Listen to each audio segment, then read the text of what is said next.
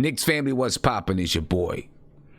And I'm waiting for Ebru from Die Hard Knicks podcast to join me. He should be here in just a couple of minutes. And I want to make an announcement before I even get into this conversation. It's going to be a short conversation because right after this, I'm going to be on the Legion of Knicks podcast. So make sure that you join us over at the Legion of Knicks podcast. I'll make sure I put the link to the channel in the YouTube chat so you can join me and Guillermo as we chop it up about the NBA, the Knicks, all kinds of stuff going on. But, as I said, I do have a short announcement, a quick announcement. This Saturday at 3:30. Remember this now, ladies and gentlemen. This Saturday at 3:30 p.m., we're going to have former New York Knicks power forward and current MSG 150 analyst John Wallace on the show. It's going to be me, Legion and Knicks podcast, that's Guillermo, and John Wallace. We're going to have a nice conversation. We're just going to chop it up, man. We're going to talk about the New York Knicks. He's got some history with Tom Thibodeau. We'll talk about, what he knows about Tom Thibodeau. We're going to get down with it. So make sure that you join us. And just a little bit of a plug for John Wallace. Next Tuesday, November the 3rd, John Wallace is going to start a podcast on Sportscaster called Power Forward. So make sure that you check that out. It's called Power Forward. It's on Sportscaster exclusively. Starting next Tuesday, November the 3rd. We'll talk about it more Saturday, so make sure that you join us on Saturday. Again, John Wallace is going to be with us on Saturday at 3:30 p.m. to talk hoops, man. But let's talk about Kira Lewis Jr. real quick. All right. And, because I only got about 15 minutes till I got to get over there. I don't want to leave Guillermo waiting. As I told you before, I can't even send the guy a text anymore without him telling me that his people got to get back to me. So, I don't want to leave him wait. Got to get to him. So we could talk NBA. We could talk Knicks. But it sounds like the New York Knicks are serious about Kira Lewis, folks. And obviously, I don't blame him. He's a favorite of mine. He's a guy that I like in the draft. Do I like him at 8? I don't know. His stock seems to be growing, and he seems to be moving up the charts. That's what you want to call it. That's what you want to say. The Knicks, Tom Thibodeau, Scott Perry, they had, excuse me, my voice cracking. They had a Zoom call with the guy. And they seem to be impressed. Right? They seem to be serious about him. Look, he's 6'3", right? 6'3", speed demon. He's, at one point, everybody thought that he was a lightweight, but it seems, according to this article, that Kira Lewis has put on some weight through diet and lifting weights, right? So now he's about 180 pounds. Personally, and I've said it before, I would love it if the Knicks ended up with Kira Lewis and Saddiq Bey. I've said it before, and I will say it again. But look, I got my guy Eru here. We're going to talk about it a little bit, and get down to it. Eru from Die Hard Knicks podcast. What's going on with you, brother? How you feeling? Hey, what's good, man? How's it going? I'm good. So tell me what you think about Kira Lewis, man. Kira Lewis Jr. It seems like the Knicks are really interested in Kira Lewis, serious about possibly drafting him at whatever position. Let me just ask you first and foremost: is he an 8th pick to you?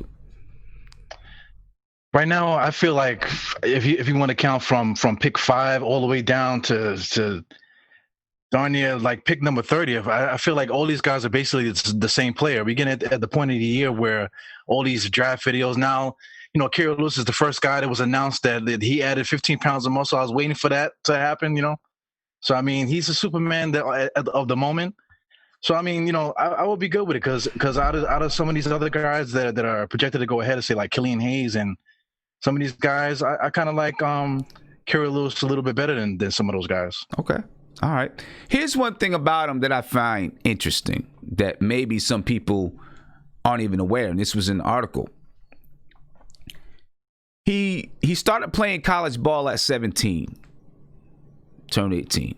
He's a sophomore, but he's 19 years old, so he's a young sophomore, right? So at 19 years old, he's had 2 years of playing college basketball. He didn't turn 19 until April. Right now, who knows how the NBA is going to pan out this season, but in normal circumstances, he would have joined the team. He would have been ready to start the season at this point at 19 years old, still young, still very young. So he's still a young guy because he started college early, started playing early. It's kind of opposite. You look at some of these other guys, you look at someone like Obi Toppin, right, who he's a sophomore, but he's 22 years old. You know what I'm saying? Old sophomore. Kerry Lewis is a young sophomore. So not only are you getting a guy who's got a little bit more college experience than your average freshman, but he's still kind of the age of a freshman. So that definitely bodes well in his favor, I think. Yeah, I think so too. I never. I'm like I said, he's like the hot guy at the moment. So I never really thought about it that way of him, his age and stuff like that. So I mean, that's good. I mean, when you talk about development, everybody wants to get a young guy to develop him and stuff like that. You brought up Obi Toppin. Obi Toppin's been developing in college, so he's a kind of ahead of the curve. But like you said about Kira, I never really thought about the whole age thing and the fact that he's a young sophomore. I never really thought about that. So I mean, the more this information comes out, the more I feel okay with drafting a guy like Kira Lewis. Yeah. Look, he like I said earlier, he's a speed demon. Defense, from what I read in the article, could be his Achilles heel in the NBA. His coach says he started learning how to play basketball really in college, right? Started to learn how to use his speed on the offensive side of the floor, and during the end of the season, he started to learn how to use his speed on the defensive side of the ball, right? Tom Thibodeau, we know, and his coach, by the way, is Nate Oates, Alabama head coach Nate Oates. Tom Thibodeau, that's what he does. Defense is his thing. That's his calling card. Someone like Kerry Lewis Jr. should have the speed and the athletic ability to play defense. It's gonna be up here, right? It's gonna be up here. That's gonna be, to me, what makes the difference. Okay, can he learn? And I don't want to say that he doesn't know it already, but can he learn proper feet structure? How to place your feet, how to push your player to the left, to the right. When understanding when I'm gonna push up, when I'm not gonna push up, understanding team defense. Those are the things when someone is an athlete. Maybe they need to learn those defensive, the mental defensive mechanics to play the game the right way. That's something that Mitchell Robinson kind of lacks, right? You can see it. He'll get pump fake. He'll fly by the guy and then the guy cut back door. Little things like that. Kevin Knox the same way. Not having his feet positioned in the correct way, he lets the guy go baseline. Well, that's the thing with these young guys. You want to get these guys. You want to make sure that they're coachable. Like if you're giving them instruction, you want them to be receptive to what you're trying to tell them. So I mean, guys that we already have, we put so much emphasis on them. You want to talk about Mitchell Robinson, Frank Ntilikina, and Knox, whatever. Are they receptive to coaching? Because we're talking about development. Another 5 years for these guys, whatever.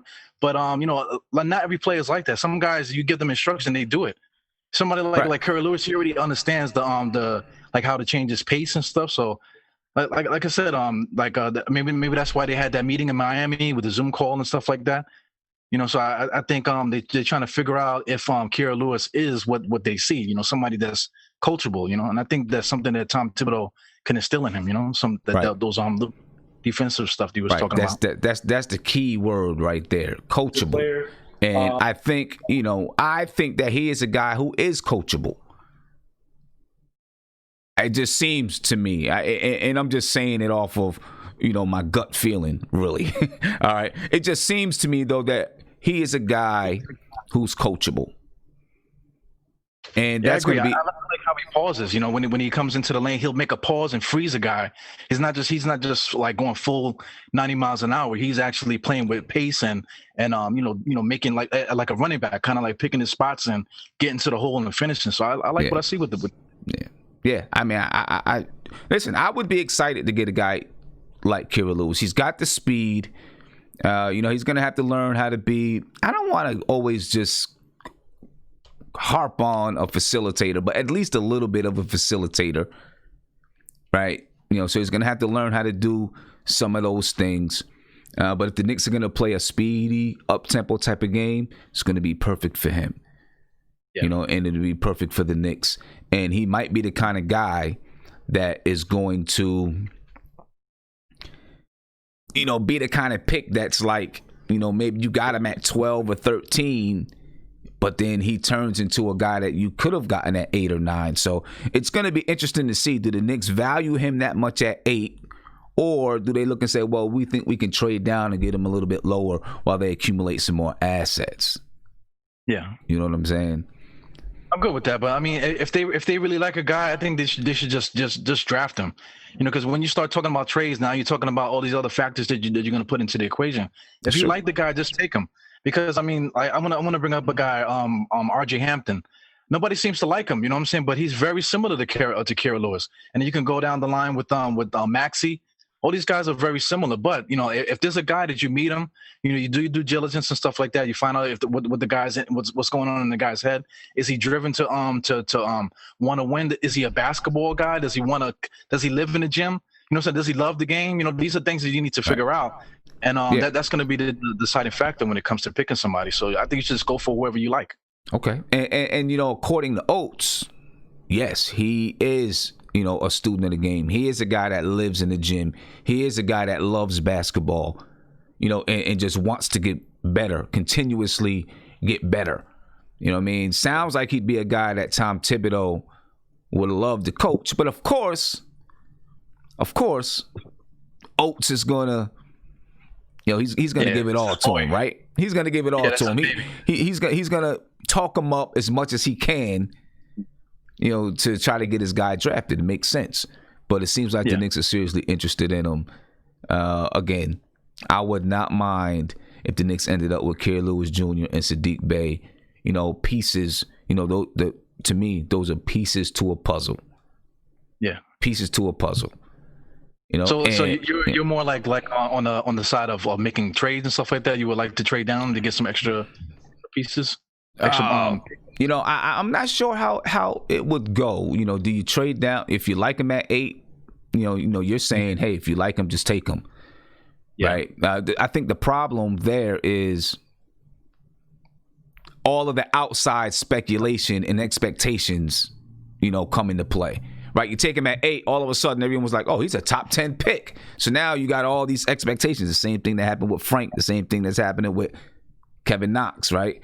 Now all these expectations are on this player where if you get him at 12 or 13, one, you pay him less money. You don't have the same expectations. And maybe you pick up a couple of draft picks. But I agree with you. Then there's a lot to go through. And then maybe you still don't get your guy.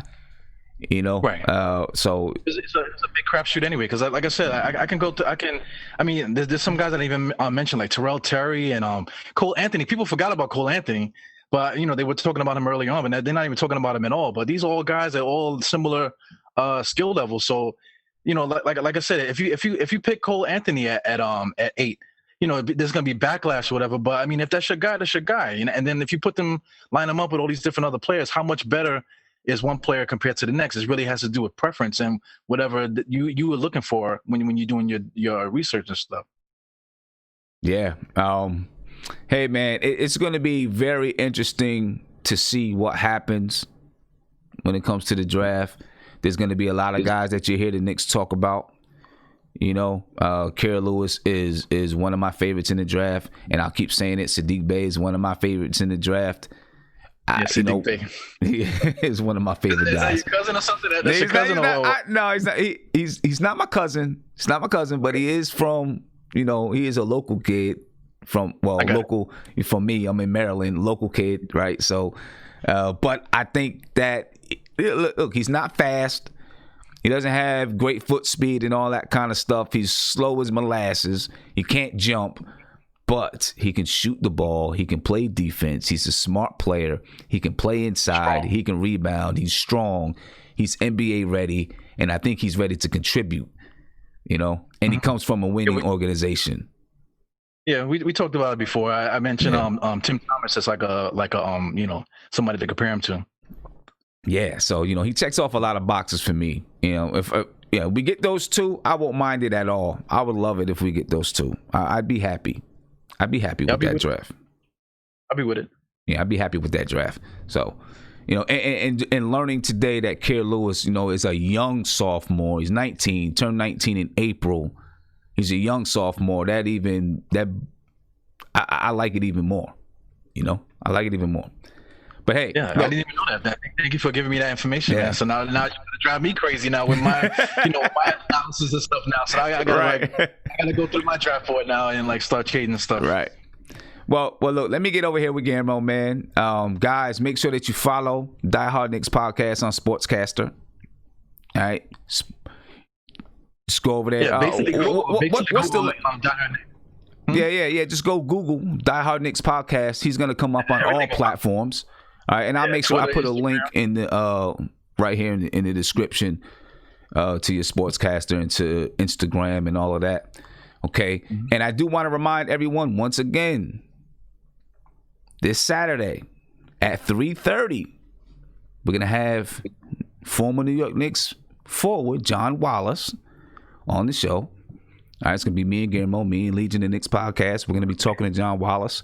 We're just gonna chop it up about hoops. Talk a little bit about Tom Thibodeau. John Wallace got some experience with Tom Thibodeau, so that's a wealth of knowledge there. We can pick his brain a little bit. So make sure you join us. Ask him if you got any mixtapes coming out or something like that. I know yeah. So make sure you join us again. John Wallace, Saturday, 3:30 p.m.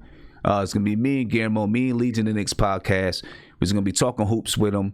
The link is available, so you can go ahead and reserve the link, or not reserve the link, but you know what I'm trying to say. You can set it up so that you get a notification. All right, I'm putting the link right now to the John Wallace conversation in the chat. All right, so that you can go in there and you can set your reminders. That's the word I was looking for. Set your reminders.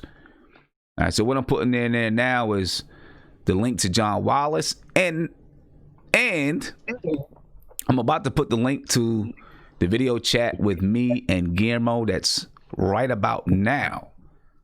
All right, so this is to the Legion Knicks podcast page coming up. So join us over there. We're getting ready to just talk basketball, basic NBA basketball. We're going to talk some New York Knicks, of course.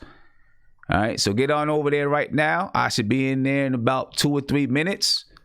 I'm about to log in, and I see you over at the Legion of Knicks podcast right now as we're getting ready to go over there and talk hoops. Evu, I appreciate the time, my brother. And no doubt. Yeah, go ahead and research up on Kerr Lewis, man. Yeah, you just ruined my night, man. Thank you very much. Right. Be peaceful, bro. All right, bro. Peace.